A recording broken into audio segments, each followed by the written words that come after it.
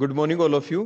In today's part, we will discuss in detail about these two different type of reactions, stereo specific and the stereo selective reactions.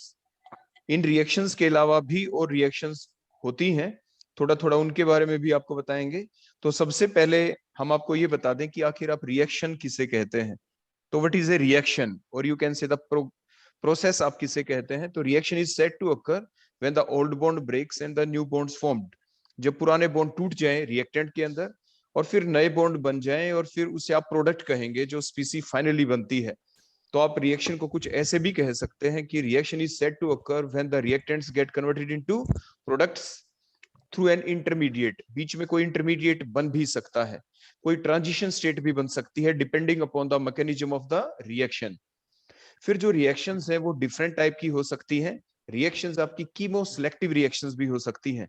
तो chemo selective reaction का आखिर मतलब क्या है।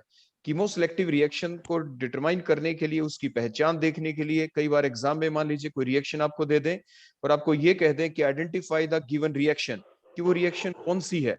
तो आपको टिक करना आ सकता है ऑप्शन के अंदर किसके ऊपर हम टिक करें।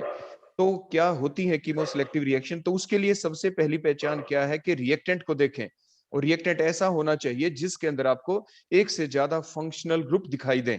जैसे इस एग्जांपल में आपको दिख रहा है, there are two different functional group, one is the ketonic group and other one is the esteric group. दिख रहा है ना आपको, लेफ्ट साइड में कीटोनिक ग्रुप है सी डबल बॉन्ड ओ, और दूसरी साइड में आपको दिख रहा है C double bond O O C S three, mean C O O R आपके एस्टेरिक ग्रुप होते हैं। There are two different groups. जब किसी कंपाउंड के अंदर आपको टू डिफरेंट ग्रुप्स दिखाई दे, फिर आप इसमें कोई रिएजेंट डालेंगे। जैसे हमने डाला लिथियम एल्यूमिनियम हाइड्राइड, हमने रिडक्शन करवाने के लिए डाला, फॉलोड बाय द हाइड्रोलिसिस। फिर हमारा प्रोडक्ट देखें क्या बना। आपने ये देखा कि जब आप लिथियम एल्यूमिनियम हाइड्राइड डालते हैं तो उससे क्या हुआ। आपने ये देखा कि इसके द्वारा दोनों के दोनों कार्बोनिल ग्रुप, चाहे वो कीटोनिक वाला था, देखो उसकी भी रिडक्शन हो गई। ऐसे सी और ओ के बीच से double bond break, single bond रह जाएगा। प्रोसेस रिडक्शन है तो addition of H is called reduction. दोनों जगह आपने H ऐड कर दिया तो कार्बोनिल ग्रुप COH में कन्वर्ट हो गया। सिमिलरली जो आपका एस्टेरिक ग्रुप है, वहां पे भी देखो जो कार्बोनिल ग्रुप है वहां पे भी CO बॉन्ड का क्लीवेज हुआ, पाई बॉन्ड का क्लीवेज हुआ, और दोनों साइड में वैलेंसी कंप्लीट किसने की, H ने, क्योंकि प्रोसेस रिडक्शन चल रही है। तो यहाँ पे आपने इस रिएक्शन में देखा कि जो लिथियम एल्यूमिनियम हाइड्राइड है दोनों के ऊपर अटैक कर गया। उसने कीटोनिक ग्रुप की भी रिडक्शन कर दी, उसने एस्टेरिक ग्रुप की भी रिडक्शन कर दी। मींस ये जो रिएजेंट था लिथियम एल्यूमिनियम हाइड्राइड, ये कीमो सिलेक्टिव रिएजेंट नहीं है, क्योंकि इसने दोनों ही फंक्शनल ग्रुप के ऊपर अटैक कर दिया। लेकिन अगर हम ले लें सोडियम बोरोहाइड्राइड NaBH4, अगर हम ये ले लें और फिर अगर हम रिएक्शन करते हैं तो देखो प्रोडक्ट क्या बना।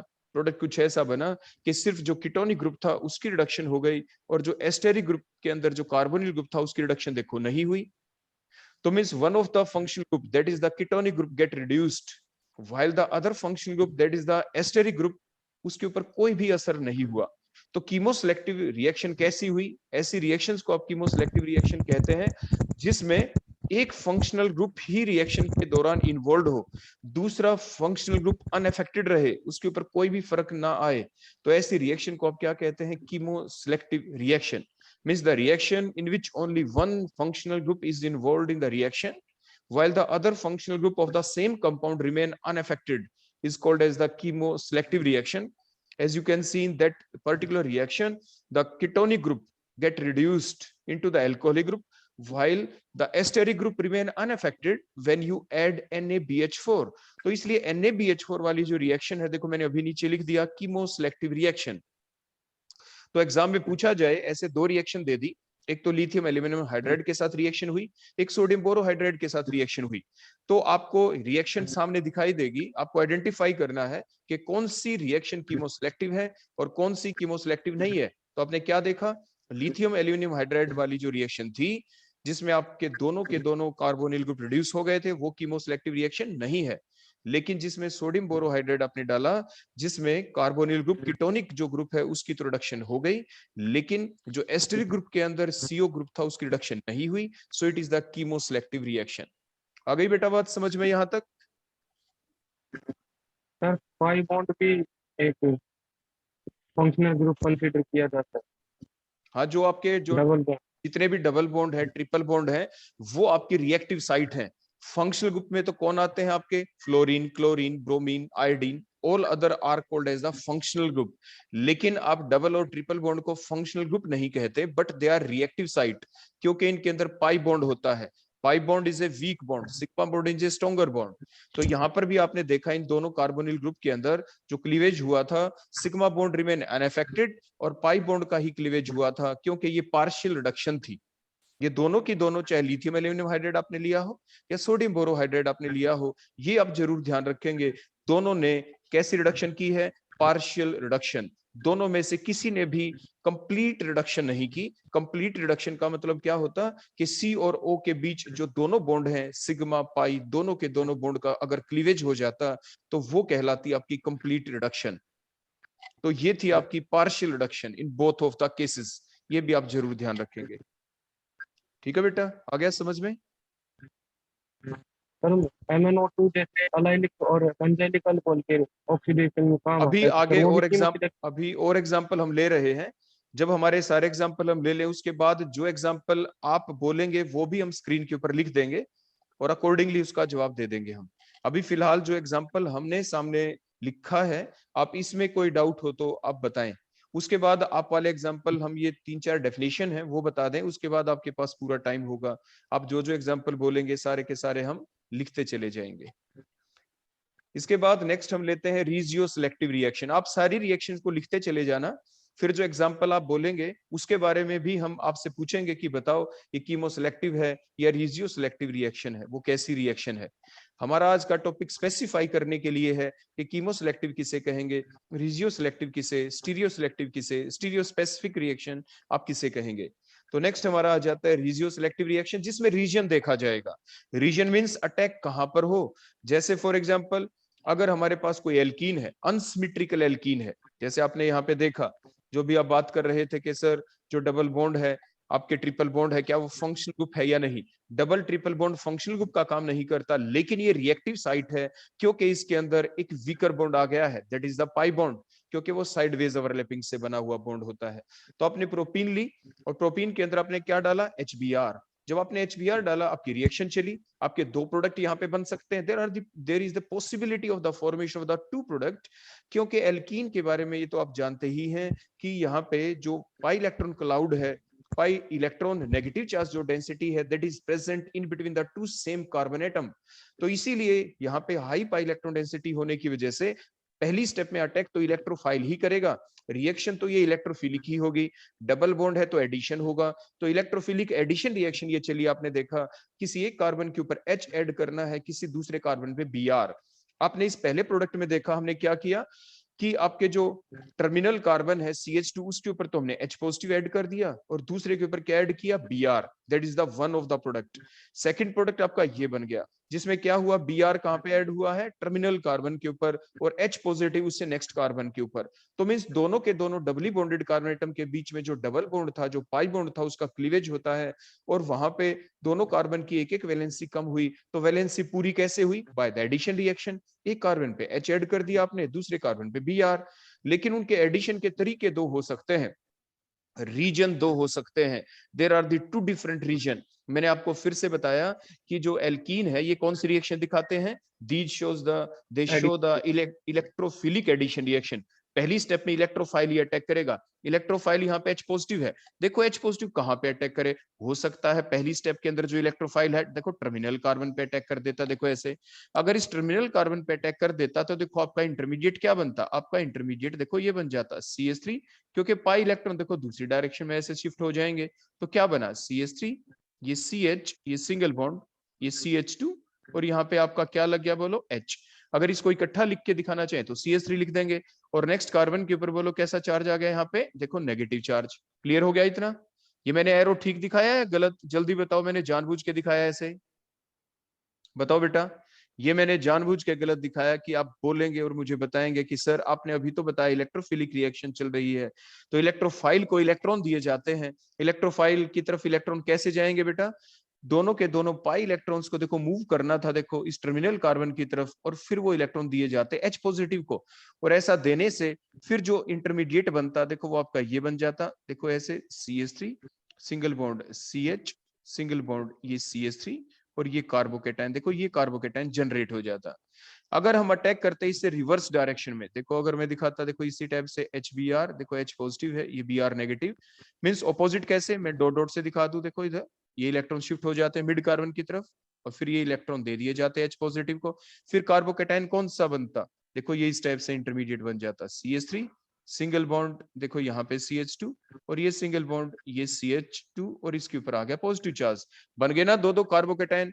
ये कार्बोकेटाइन नंबर 1 है, ये कार्बोकेटाइन नंबर 2 है। तो पॉसिबिलिटी तो दोनों है ना, दो रीजन है, there are two different region for the attack of the incoming electrophile. Electrophile के अटैक करने की दो संभावना है, दो जगह वो अटैक कर सकता है, दो जगह से उसको इलेक्ट्रॉन मिल सकते हैं।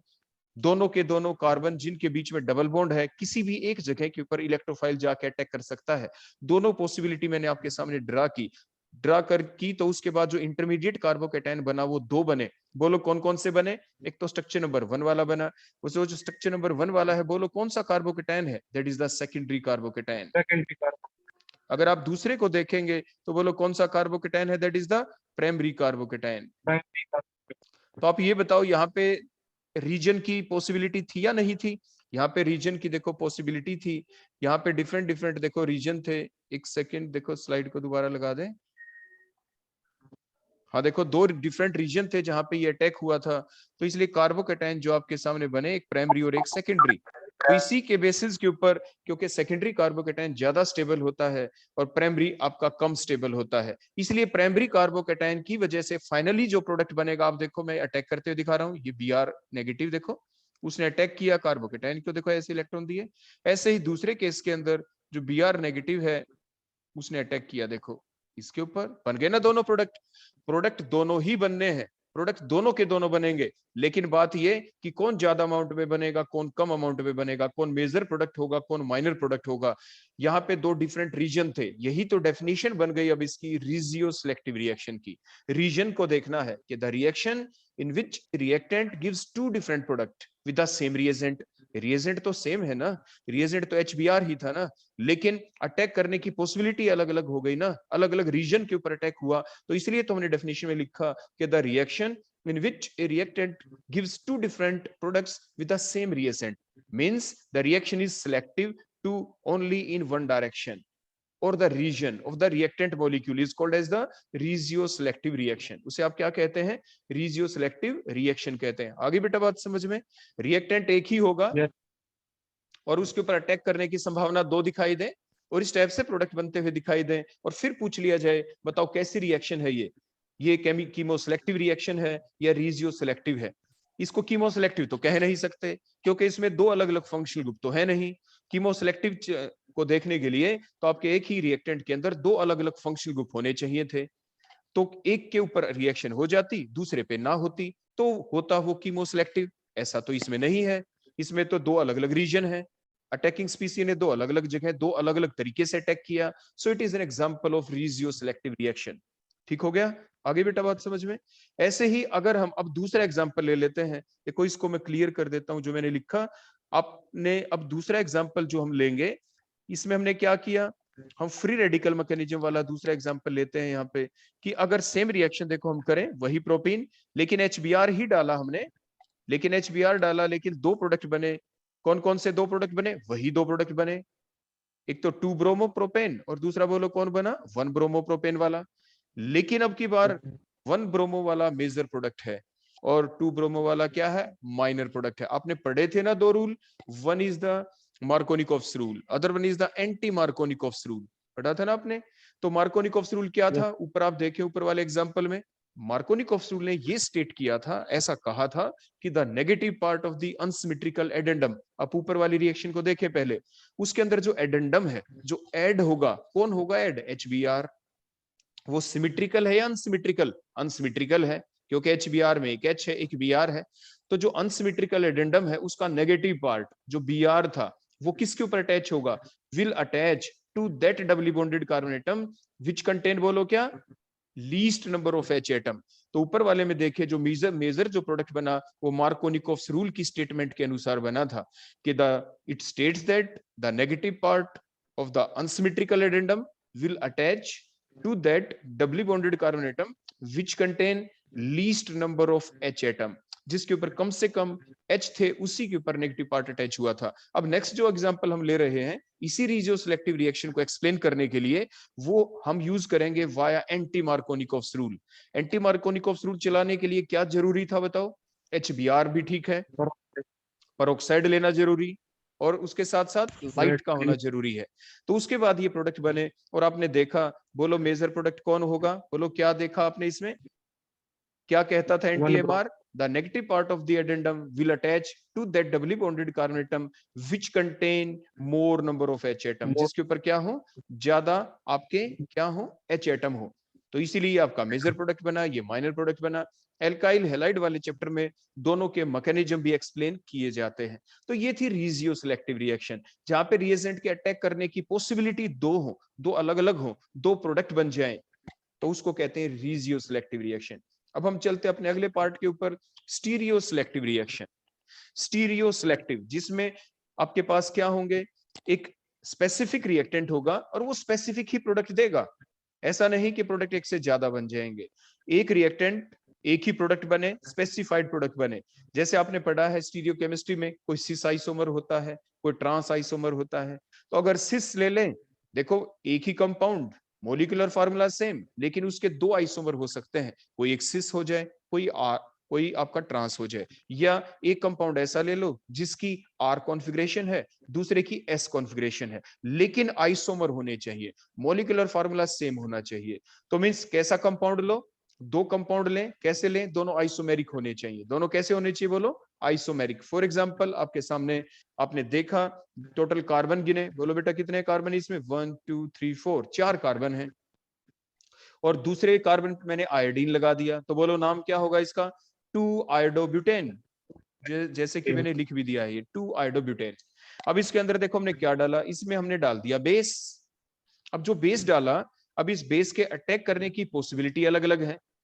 पॉसिबिलिटी क्या होगी बोलो? इसकी अलग अलग होंगी। देखो कैसे, अगर हम बेस डाला और अटैक कर दे इस टर्मिनल कार्बन एटम के ऊपर, तो देखो आपका प्रोडक्ट ये बन गया, क्योंकि इसने इस पे अटैक किया, दोनों इलेक्ट्रॉन देखो आगे फर्दर शिफ्ट हुए, कार्बन कार्बन के बीच डबल बॉन्ड, आई दोनों इलेक्ट्रॉन लेके देखो इस टाइप से निकल जाएगा, तो कार्बन कार्बन के बीच आ गया डबल बॉन्ड। और ये जो प्रोडक्ट बना ये 20% ही बना। बोलो क्यों बना? कौन सा रूल करेंगे आप यहाँ पे यूज, बताओ? एक रूल और आता है जिसे कहते हैं सेट जेफ रूल। बोलो क्या कहते हैं आप? Set Jeff rule. बोलो जिसने क्या कहा था? More the substituted alkene more will be the stability, more the substituted alkene more will be the stability. ये जो प्रोडक्ट बना ये सिर्फ 20% बना। ऐसा क्यों बना? आप देखेंगे कि दूसरा और प्रोडक्ट क्या बन सकता है। तो देखें, ये दूसरा अटैक हमने करवाया बेस का उस दूसरे एच के ऊपर, इसके ऊपर अटैक किया, तो देखो फिर ये दोनों इलेक्ट्रॉन यहाँ से सी और एच बॉन्ड के आगे शिफ्ट हुए, आई उसी टाइप से निकल जाएगा, और इस टाइप से देखो ये दूसरा प्रोडक्ट बन गया। ये जो एल्कीन बनी, बोलो ये मोर सब्स्टिट्यूटेड है या लेस? जल्दी बताओ। सर मोर सब्स्टिट्यूटेड, ये मोर सब्स्टिट्यूटेड एल्कीन है। बोलो कौन सा रूल हमने यूज किया? सेट जेफ रूल या Markovnikov's rule? Set Jeff rule use किया। सेट जेफ रूल ने क्या कहा? It states that more the substituted alkene, more will be the stability. बताओ दोनों में से कौन ज्यादा स्टेबल है? पहले वाला प्रोडक्ट या दूसरे वाला? दूसरे वाला प्रोडक्ट ज्यादा स्टेबल है, इसलिए हमने लिखा है 60%। फिर आप ये कहेंगे सर 60% क्यों लिखा? हम मैथमेटिक्स तो जानते ही हैं, परसेंट का मतलब तो 100 होता है। आपने 20% पहले लिख दिया, 60 यहाँ लिख दिया, 80% ही तो बना, 20% पार्ट कहाँ गया? देखो बनाते हैं एक प्रोडक्ट और। देखो आप पहले ये बताओ, मैंने अभी क्या लिखा है यहाँ पे? Regio selective. तो ये जो इतना पार्ट था ना, जो इतनी रिएक्शन मैंने आपके सामने लिख दी, ये रिजियो सिलेक्टिव रिएक्शन है, ये स्टीरियो सिलेक्टिव रिएक्शन नहीं है अभी तक। बोलो क्यों? बताओ क्यों? समझाई थी डेफिनेशन रिजियो सिलेक्टिव की। वो इसलिए, ध्यान से सुनो, वो इसलिए क्योंकि जो रिएजेंट था आपका, उसने जब अटैक किया तो देयर आर 2 डिफरेंट रीजन। एक बार तो अटैक हुआ टर्मिनल वाले कार्बन के ऊपर जो एच है उसके ऊपर, एक बार दूसरे एच के ऊपर हुआ, हो गए ना 2 अलग अलग रीजन। तो जब कोई रिएजेंट जो हम डाल रहे हैं, जब वो 2 अलग अलग रीजन के ऊपर करता है अटैक, और फिर 2 अलग अलग प्रोडक्ट बन जाएं, तो फिर वो रिएक्शन कहलाती है regio selective reaction. Regio selective reaction हो गया बेटा क्लियर? तो ये तो रिजियो सिलेक्टिव हो गई। फिर आप कहेंगे सर आपने स्टीरियो सिलेक्टिव ऊपर क्यों लिखा? देखो बताते हैं। हमने बना दिया ये एक प्रोडक्ट और, दिख गया बेटा अगला प्रोडक्ट? अब आप देखें, एक तो हमने ट्रांस बनाया था मोर सब्स्टिट्यूटेड एल्कीन, देखो दूसरा भी वही है, मोर सब्स्टिट्यूटेड एल्कीन ही है दूसरी भी, लेकिन वो सिस फॉर्म बना दी हमने। ट्रांस वाले में the 2 CH3 group are present on the different side of the double bond, लेकिन सिस में देखें the 2 CH3 group are present on the same side, मतलब same group are present on the same side तो cis form है, और same group opposite side में हो तो ट्रांसफॉर्म है। तो ट्रांसफॉर्म के अंदर क्या है, बल्क की ग्रुप अपोजिट साइड में हो गए, CH3 अपोजिट साइड में हो गए, जिसकी वजह से स्टेरिक हिंड्रेंस कम होगी और ये ज्यादा स्टेबल होगा। देखो ज्यादा अमाउंट के अंदर तो मोर सब्स्टिट्यूटेड एल्कीन ही बनेंगी, यही बनेंगी आपकी मोर सब्स्टिट्यूटेड एल्कीन, क्योंकि सेटजेफ रूल हमें यूज करना है। तो सेटजेफ रूल जब हमने यूज किया, यही सिसो ट्रांस बनेगी। तो सिसो ट्रांस का बनना, now that is the stereo selective reaction. आप ये बताओ, जब ये सिस फॉर्म बनी या ट्रांसफॉर्म बनी तो रिएजेंट ने एक ही जगह अटैक किया, दो दो अलग अलग जगह अटैक किया है? बताओ बेटा। एक जगह अटैक हुआ। हाँ, एक ही जगह अटैक किया था, बिल्कुल एक ही जगह अटैक किया था। जो कार्बन एटम नंबर जो थर्ड था, देखो 1, ये 2 के ऊपर CH3 था, नंबर 3 वाला जो कार्बन था उसके ऊपर जो H था, सिर्फ वहीं पे अटैक होता है। जब ये सिस और ट्रांसफॉर्म बनी, एक ही जगह अटैक हुआ, दो अलग अलग प्रोडक्ट बन गए और अलग अलग रेशियो के अंदर बन गए। एक ट्रांस बन गया, एक आपका सिस बन गया, बन गए ना दो अलग अलग।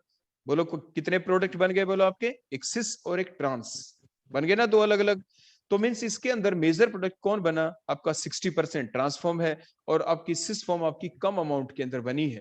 तो the reaction in which there is a choice of pathway, there is a choice of pathway and the reactant react in different pathway to give a mixture of stereoisomeric product, that is the cis and the trans ऐसे बन जाएं तो वो stereo selective reaction आपकी कहलाती है। अब हम और एग्जांपल लेके देखते हैं। स्टीरियो सिलेक्टिव आपकी डिफरेंट टाइप की भी हो सकती है। वो कौन कौन सी डिफरेंट टाइप की हो सकती है? दैट में बी द डायस्टीरियो सिलेक्टिव और द एनेंशियो सिलेक्टिव रिएक्शन। अब डायस्टीरियो सिलेक्टिव कौन सी रिएक्शन होती है? अब आप एग्जांपल देखे बेटा, यहाँ पे देखो, हमने ये ब्यूट टू आइन ले ली। एल्काइन वाला चैप्टर जब आप पढ़ते हैं, आपने कभी +1 में भी पढ़ा था। अगर आप इसके अंदर इसकी सिलेक्टिव रिडक्शन करवा दे, देखो अगर आप इसमें डाल दे पैलेडियम BSO4 सल्फर या क्यूनोलिन डाल दें, तो सल्फर और जो क्यूनोलिन है ना, इसका काम होता है पैलेडियम की रिएक्टिविटी को कम कर देना, जिसकी वजह से ट्रिपल बॉन्ड का पार्शियल रिडक्शन होगा। पार्शियल का मतलब ट्रिपल बॉन्ड डबल बॉन्ड में कन्वर्ट हो जाएगा। देखो ये हमने डबल बॉन्ड में कन्वर्ट कर दिया, और क्या ऐड होगा बेटा यहाँ पे, जब ट्रिपल बॉन्ड का रिडक्शन हुआ तो दोनों साइड में एक एक बॉन्ड टूटा, एक बॉन्ड टूट गया, पाई जो ट्रिपल बॉन्ड डबल बॉन्ड में, और दोनों जगह H जुड़ गए। H कैसे जुड़े? या तो बन सकता है ये सिस प्रोडक्ट जैसे आपने देखा, या ये ट्रांस प्रोडक्ट भी बन सकता है। लेकिन मेजर कौन बना? आपका सिस, और माइनर कौन बनता है? ट्रांस। लेकिन ये कब? ये सिर्फ तब जब आप डालें palladium BSO4 in presence of sulphur और द क्यूनोलिन, सिर्फ तभी। तो ये कैसी रिएक्शन हुई? इसमें दो प्रोडक्ट आपके बन गए ना दो प्रोडक्ट। और मेजर प्रोडक्ट कौन हुआ? आपका जो सिस प्रोडक्ट है, that is the major product here. यहाँ पे मेजर प्रोडक्ट सिस प्रोडक्ट है, लेकिन फिर करते हैं सेम रिएक्शन को, वही सेम रिएक्टेंट है। अब की बार डाला सोडियम ओब्लिक में लिक्विड अमोनिया, अब की बार फिर यही दो प्रोडक्ट बने, देखो एक तो सिस और एक ट्रांस। लेकिन अब की बार जो मेजर प्रोडक्ट बना वो आपका ट्रांस प्रोडक्ट बन गया। वो कौन बन गया? ट्रांस। वो हम एक्सप्लेन कर सकते हैं with the help of the mechanism, वो अलग से आपको बता दिया जाएगा। आगे बेटा बात समझ में? क्योंकि इसके अंदर डाई रेडिकल बनते हैं। थोड़ा मोटा मोटा आपको बता दें, इसके दौरान जब सोडियम लिक्विड अमोनिया के साथ हम रिएक्शन करते हैं ना बेटा, तो इसमें डाई रेडिकल बनते हैं। डाई रेडिकल मींस एक ऐसी स्पीसी, देखो इस टाइप से, थोड़ा हिंट दे दूं मैं आपको ताकि आपके दिमाग में बात बैठ जाए कि ये जैसे CH3 है, एक रेडिकल इधर बनेगा, देखो कार्बन आयन, देखो डाई रेडिकल के बाद एनायन बन जाता है, डाई एनायन बन जाते हैं, पहले डाई रेडिकल फिर डाई एनायन, देखो इस टाइप से। और ये CH3, देखो यही चीज पॉसिबल है, यही स्टेबल है ज्यादा। क्योंकि अगर ये लॉन पेयर सेम साइड में हम कर दें तो क्या हो जाएगा? रिपल्शन, और प्रोडक्ट नहीं बनेगा। तो सोडियम अमोनिया के केस में जो सोडियम है जिसका काम है ग्रुप 1 एलिमेंट इलेक्ट्रॉन लॉस करना, तो जब ये अपने इलेक्ट्रॉन लॉस करता है, देखो ऐसे कार्बन कार्बन के बीच जो ट्रिपल बॉन्ड है, देखो इस टाइप से जो हम दिखाएं, जब इस बॉन्ड का ब्रेकेज होता है, बोलो इसका क्या होता है? ब्रेकेज होके जब इलेक्ट्रॉन शिफ्ट होते हैं एक डायरेक्शन के अंदर, तो उसके दौरान जब सोडियम भी पीछे से इलेक्ट्रॉन देके दो टाइप के ऐसे कार्बन आयन बनते हैं, और दोनों के दोनों अपोजिट डायरेक्शन में होंगे, ट्रांसफॉर्म में होंगे, तभी ये डाई कार्बन आयन वाली जो फॉर्म है ये ज्यादा स्टेबल होगी। अब रिडक्शन तो कर रहे हैं, सी नेगेटिव दोनों साइड में है, दोनों जगह ही H जाके ऐड हो जाएगा और ये ट्रांस प्रोडक्ट बन जाता है।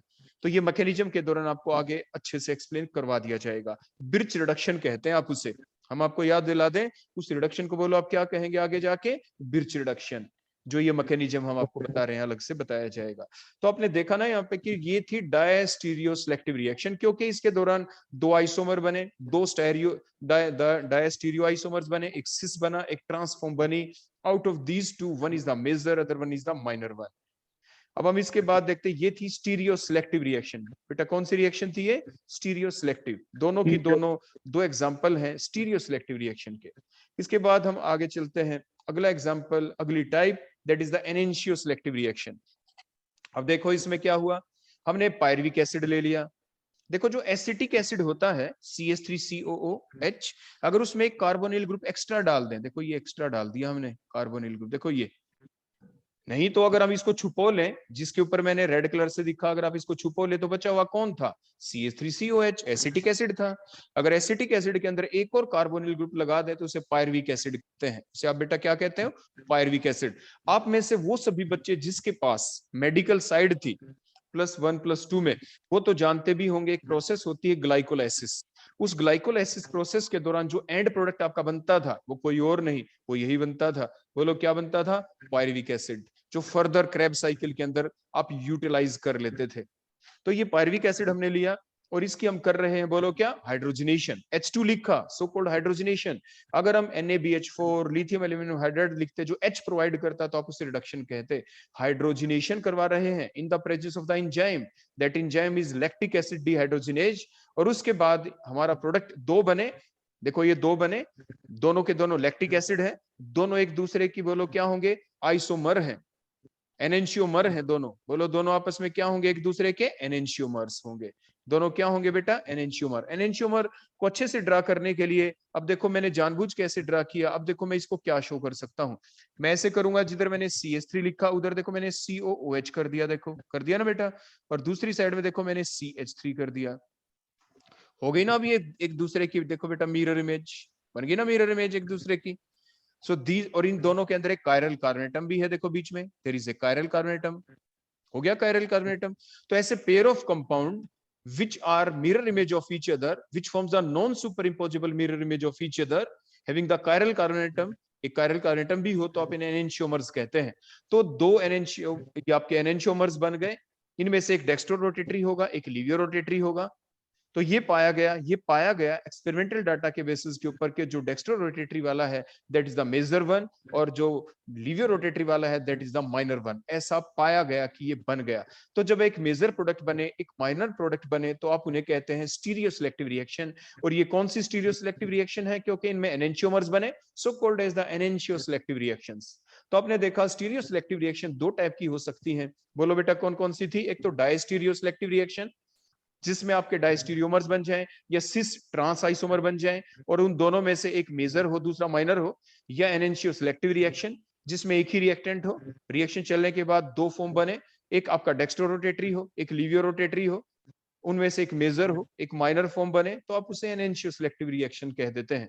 तो अभी तक आपने देखा तीन तरह की रिएक्शन अभी तक आप देख चुके हैं। कीमो सिलेक्टिव, जिसमें ऐसा रिएक्टेंट था जिसमें दो फंक्शनल ग्रुप थे, एक की रिएक्शन हो गई, दूसरे फंक्शनल ग्रुप आपका अनअफेक्टेड रहा, कीमो सिलेक्टिव थी रिएक्शन। दूसरी आपने देखी बेटा कौन सी थी, दूसरी बताओ, रीजियो सिलेक्टिव, जिसमें दो अलग अलग रीजन के ऊपर अटैक कर दे रिएजेंट, रीजियो सिलेक्टिव थी। फिर आपने ये देखी जिसके अंदर एक रिएक्टेंट, रिएक्शन चली, दो प्रोडक्ट बने, एक मेजर एक माइनर, तब कहलाती है स्टीरियो सिलेक्टिव रिएक्शन। वो भी दो टाइप की थी, या तो डायस्टीरियो सिलेक्टिव या एनेंशियो सिलेक्टिव रिएक्शन। अब लास्ट हमारी रिएक्शन जिसे आप कहेंगे स्टीरियो स्पेसिफिक रिएक्शन। नाम से पता चला स्पेसिफिक रिएक्टेंट स्पेसिफिक प्रोडक्ट देगा। जैसे फॉर एग्जांपल हम आपको बताएं कि एक ऐसी रिएक्शन जिसमें स्पेसिफिक रिएक्टेंट स्पेसिफिक प्रोडक्ट दे, एक ही प्रोडक्ट दे। अब यहाँ पे जैसे दो दो प्रोडक्ट मिल रहे थे, एक मेजर एक माइनर, ऐसा ना हो, एक ही प्रोडक्ट बने। स्पेसिफिक रिएक्टेंट से स्पेसिफिक प्रोडक्ट बनना स्टीरियो स्पेसिफिक रिएक्शन कहलाती है। तो डिफरेंट आइसोमर डिफरेंट देंगे। जैसे फॉर एग्जांपल हमने ये रिएक्टेंट लिया, बैक साइड अटैक हुआ, अब क्या बना, Cl नेगेटिव निकल गया, अब ये आपका प्रोडक्ट बन गया। अब इससे दूसरी फॉर्म हम लेते हैं, इन्वर्जन ऑफ कॉन्जुगेशन हुई, एक ही प्रोडक्ट बना। अब इसमें आपने सीखी थी ना, आपको स्टीरियो केमिस्ट्री में पीछे सिखाया गया था आर एस कॉन्फिगरेशन निकालनी। देखो आपको निकाल के दिखा रहे हैं। कायरल कार्बन एटम का होना जरूरी है। जब कभी भी हमें ये देखना हो आर कॉन्फिगरेशन है या एस, तो बोलो क्या होना जरूरी है बेटा? कायरल कार्बन एटम सबसे पहले। देखो ये नहीं है कि आप वैसे ही प्रायोरिटी निकाल दोगे 1 2 3। सबसे पहले कायरल कार्बन एटम देखा तो हमने देखा सेंट्रल कार्बन कायरल है, because all the 4 valency are satisfied completed by 4 different group. क्योंकि 4 ग्रुप बोलो कौन लगे हुए हैं? एक तो H, एक Cl, एक C2H5, एक CH3। तो जो रिएक्टेंट है उसकी कॉन्फ़िगरेशन बताएं क्या है, वो R कॉन्फ़िगरेशन है या S? देखो सबसे ज्यादा एटॉमिक नंबर Cl, तो उसकी प्रायोरिटी 1। उसके बाद नंबर 2 C2H5 की, नंबर 3 CH3 ग्रुप की, और नंबर 4 होगी H की।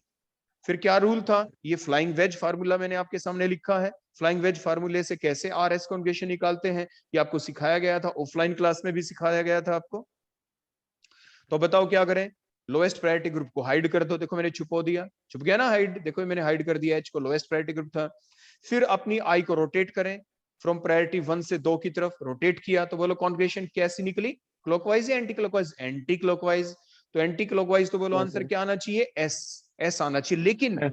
लेकिन ध्यान दो, मैंने एक रूल बताया था कि फ्लाइंग वेज फार्मूला में अगर लोएस्ट प्रायोरिटी ग्रुप अगर बिलो दी प्लेन प्रेजेंट हो तो जो आंसर आए वही आपका आंसर होगा। अपनी नजर दौड़ाएं, क्या लोएस्ट प्रायोरिटी ग्रुप जो एच था क्या वो बिलो दी प्लेन है? क्या उसको डॉटेड लाइन से हमने रिप्रेजेंट कर रखा था? नहीं कर रखा था। Means lowest priority group below the plane नहीं था। जो भी आपका आंसर आए उसका रिवर्स करके आपको लिखना होगा। तो आंसर आया था एस, हमने इस पे देखो कांटा लगा दिया। So right answer is R. R configuration है इसकी। अब जो प्रोडक्ट बना उसको देख लें। प्रोडक्ट के अंदर भी OH की प्रायोरिटी 1, फिर C2H5 की 2, CH3 की 3 और H की 4। लोएस्ट प्रायोरिटी ग्रुप को हाइड कर दिया। अब अपनी आई को रोटेट करें 1 से 2 से 3 की तरफ। कैसे रोटेट हुई बोलो? क्लॉकवाइज आपको दिख रही है। आंसर क्या आना चाहिए क्लॉकवाइज हो तो? R configuration. लेकिन फिर वही चेक करो, क्या below the plane dotted line से जो ग्रुप दिखा रखा क्या वो लोएस्ट प्रायोरिटी ग्रुप था? नहीं था। मीन जो भी आपका आंसर आए उसको रिवर्स करके लिख दो। Means S is the configuration. तो आपने क्या देखा इस रिएक्शन के दौरान? जो एक SN2 रिएक्शन थी, एक ऐसा रिएक्टेंट जिसकी कॉन्फिगरेशन आर है, वो एक ही प्रोडक्ट उसने दिया और वो प्रोडक्ट ऐसा बना जिसकी कॉन्फिगरेशन एस है। So that called as the stereospecific reaction. Specific reactant से स्पेसिफिक प्रोडक्ट हमें मिल गया। इसके बाद नेक्स्ट एग्जांपल लेते हैं।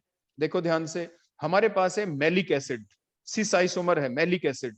कार्बन कार्बन के बीच डबल बॉन्ड, दो कार्बोक्सिलिक एसिड हमने लगा दी। मैलिक एसिड है ये, MALEIC। ध्यान रखो बेटा, मैलिक एसिड 2 टाइप के होते हैं। एक तो ये मैंने लिखा MALEIC, एक MALIC भी होता है। हमने हीट किया 323 केल्विन पे, क्योंकि सेम साइड में प्रेजेंट है CH group, so there occurs the dehydration reaction. एक साइड से OH निकला और दूसरी साइड से H। Dehydration reaction will takes place, means maleic anhydride will be form. लेकिन अगर हम ले ले ट्रांस आइसोमर, देखो ऐसे रिएक्शन की नो रिएक्शन टेक्स प्लेस। आपने देखा ना, स्पेसिफिक रिएक्टेंट से स्पेसिफिक ही प्रोडक्ट बनता है। मैलिक एसिड जो सिस आइसोमर था उससे तो प्रोडक्ट बन गया, ट्रांस ने कोई रिएक्शन नहीं दिखाई। Means that is an example of stereo specific reaction. बोलो कैसी रिएक्शन हो गई ये? Stereo specific reaction. इसके बाद नेक्स्ट एग्जांपल देखो बेटा, अगर हम ये ले ले मैलिक एसिड हमने लिया यहां पे, अगर हम इसके अंदर क्या करेंगे, देखो KMnO4 डाल दें। डाल दिया KMnO4। आपने मैकेनिज्म अगर आप देखेंगे KMnO4 का एल्कीन वाले चैप्टर के अंदर हम पढ़ते हैं, तो फिर क्या होगा इसके दौरान? बड़ी बेसिक बातें आपको बताई गई हैं कि दोनों डबल बॉन्ड टूटेगा, दोनों जगह OH लगेगा। लेकिन मैकेनिज्म ये एक्सप्लेन करता है KMnO4 का, these two OH will be present on the same side. दोनों OH सेम साइड में जाके लगेंगे। अब इसको हम ड्रा करते हैं। हमने जो डिफरेंट प्रोजेक्शन बनानी आपको सिखाई थी बेटा, आपका टाइम है ना फिनिश होने वाला है। इससे आगे का जो काम है वो आपको नेक्स्ट लेक्चर में कंप्लीट करवा दिया जाएगा। तो बेटा अब यहां तक जितना भी काम हमने करवाया है वो आपने नोट डाउन कर लिया होगा। तो आज के लिए इतना ही। किसी को कोई डाउट है तो मेरे को बताओ, आप मेरे पास व्हाट्सएप भी कर देना। बचे हुए और भी एग्जाम्पल हैं स्टीरियो स्पेसिफिक के, वो आपको नेक्स्ट लेक्चर के अंदर कंप्लीट करवा दिए जाएंगे। सर कीमो सिलेक्टिव फिर से बताना। रिएक्टेंट हो बेटा, उसमें 2 आपको दिखने चाहिए। क्या? Functional group. एक फंक्शनल ग्रुप के ऊपर रिएक्शन हो जाए और दूसरे फंक्शनल ग्रुप के ऊपर रिएक्शन ना हो तो कीमो सिलेक्टिव रिएक्शन कहलाती है। ठीक है बेटा, ओके, थैंक यू।